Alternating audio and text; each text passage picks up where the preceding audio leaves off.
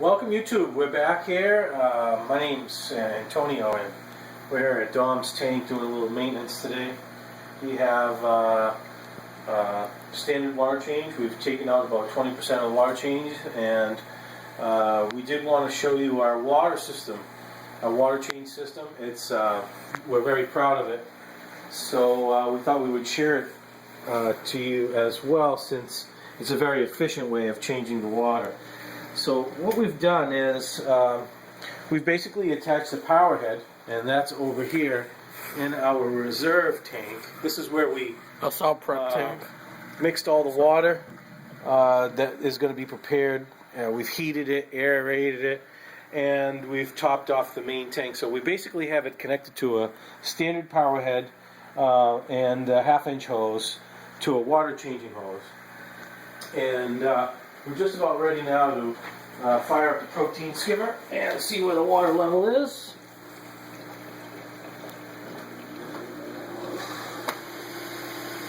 And I think that's going to take it to right where we want it to be. So, in addition to that, water changing method, so we did want to show you how that worked. And we did want to show you the protein skimmer and how that works. So let me just go ahead and shut this power head off.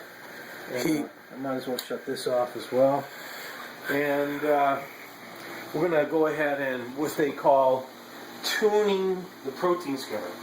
So, as you can see, the way you start this out is you open the, close the air all the way, and that would be, this is a Precision Marine Bullet 1 system. So we close the air, open up the valve, and what we want to do is restrict that water until we can just barely see it. And they actually recommend that it be 1 inch, so we usually go a little bit lower because it's a really efficient skimmer. What happens is as it gets a lot of this matter, it overreacts and spills water over. So basically we've restricted the gate valve here so that we just can see a little bit of water coming through. We're going to say that's about 1 inch, and now we just adjust the air level, which is pushing the Venturi valve blue knob down until we have the right oxygenation going on in there. And usually it's going to be about, they recommend it be about 5 o'clock. So we're at about 6 o'clock is all the way down, which is a little bit much. So 6 o'clock is right about there, and let's go a little bit finer levels. And so right there is about where we want it now. Nothing's going to happen in the interim, but overnight, what will happen is it'll get, it'll need about 24 hours to tune before it's working in a more consistent manner, and it'll overflow to this catch. We call it an overflow. Collection cup. It's a sort of a collection cup. There's a collection cup at the top. This is to empty the collection cup. So, and then we have it. So that's our water change system. Next time we're going to talk about the RODI system that we just installed, and we'll talk about testing the water so that you really have an idea of where the best way to test it. Rinsing out the test tubes.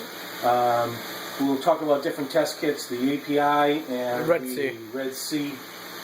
So be sure to check in next time for that video, and also the RDI. So stay tuned, and we're also going to do a segment on ick and how we feel about ick. Everyone has a different opinion about ick. Some people think that you can just pick them out of the water, dip them, pick the ick off with tweezers, and I'm just going to leave you with this. We're going to do a whole show on it, a whole 5 minutes on it. What we found is nothing really works. All you can really do with ick is you can basically quarantine the fish to keep your other fish from catching it, but there's really no cure for it. We've tried a few different methods. Let me get some more water in there because the skimmer has used up a little bit of the water, so we're going to go ahead and fill a little bit more. And excuse my back. And so anyway, be sure to check in, and we're going to show you our RODI system. Really happy with that. We've installed it underneath the sink, so check back in for the next video. And so from Tonio's house and Dom's tank, coming back at you, and Cut.